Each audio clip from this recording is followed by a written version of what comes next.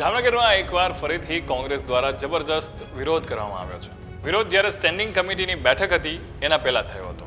અને આવું થવા પાછળનું કારણ શું છે અને કેમ લોકોએ વિરોધ કર્યો એ જાણવું જરૂરી બને છે. તો વાત કરીને આ વિશે આ વિડીયોમાં. તમે જોઈ રહ્યા છો વાઇબ્સ ઓફ ઇન્ડિયા. મારું નામ છે જયરાજ અને વાત કરવી છે જામનગરની, કારણ કે જામનગરમાં હાલમાં જે ઘટના બની હતી અને જામનગરમાં સ્ટેન્ડિંગ કમિટીની મિટિંગ હતી. જે મિટિંગ શરૂ થાય એ પહેલાં જ વિપક્ષ દ્વારા જબરદસ્ત વિરોધ કરવામાં આવ્યો.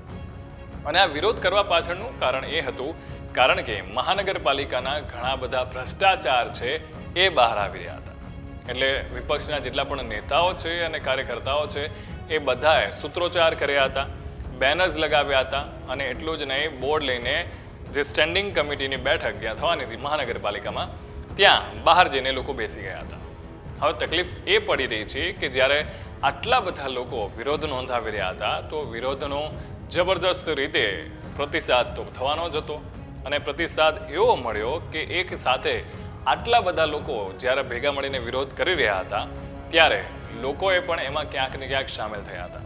અને મહાનગરપાલિકાના ઘણા બધા ભ્રષ્ટાચાર છે, ચાહે એ લાખોટા તળાવ લઈને હોય કે બીજી અનેક સમસ્યાઓ હોય, એ બધા જ બાબતે થઈને લોકોએ સાથે મળીને વિરોધ નોંધાવ્યો હતો, સૂત્રોચ્ચાર કર્યા હતા. અને ત્યારે ખાસ કરીને ત્યાંના જે નેતા છે, કોંગ્રેસના અગ્રણી નેતા, એમનું આ આખી ઘટના અંગે શું કહેવું છે સાંભળ્યા આ વિડીયો. મહાનગરપાલિકા છેલ્લા 27 વર્ષથી ભાજપ શાસિત છે. જામનગરનો જે ત્રાહિમામ પ્રશ્ન છે એ જામનગર મહાનગરપાલિકા ભ્રષ્ટાચાર કરે છે.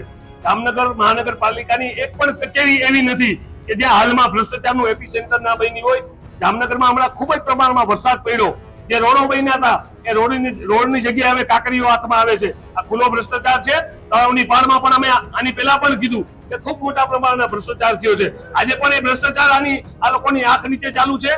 જામનગરની આરોગ્ય શાખા હોય, જામનગરનો ઓવરબ્રિજ બનતો હોય, જામનગરના કચરાનો પ્રશ્ન હોય, જે જામનગરની જનતાના મુખ્ય પ્રશ્ન છે, એમાં ભાજપે ભ્રષ્ટાચારમાં ક્યાંય પાછું વળી નથી જોયું. આજે પણ જે જામનગર મહાનગરપાલિકાની સ્ટેન્ડિંગ કમિટી હોય છે ત્યાં ચેરમેન પણ પહેલા ભાજપની સંકલન મિટિંગમાં કેટલું ભાજપને દેવું અને કેટલું પ્રજાને દેવું એ નક્કી કરીને સ્ટેન્ડિંગમાં આવતા હોય. ત્યારે આ સ્ટેન્ડિંગ કમિટી, હું કહું છું કે આ ભાજપની સ્ટેન્ડિંગ કમિટી ભ્રષ્ટાચારની સ્ટેન્ડિંગ કમિટી છે. અમે આનો વિરોધ કરીએ છીએ. જનતા માટે લડવું પડે તો રોડ સુધી અને જેલ સુધી પણ ગયા છીએ ને પાછા જાસી.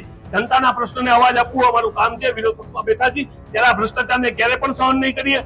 આજે જામનગર ખાતે સ્ટેન્ડિંગ કમિટી ખાતે આજે ધરણા અને આ લોકોને ભાનમાં લેવા માટે ઉગ્ર સૂત્રોચ્ચાર કરીને આજે અહીંયા ધરણામાં બેઠા હતા.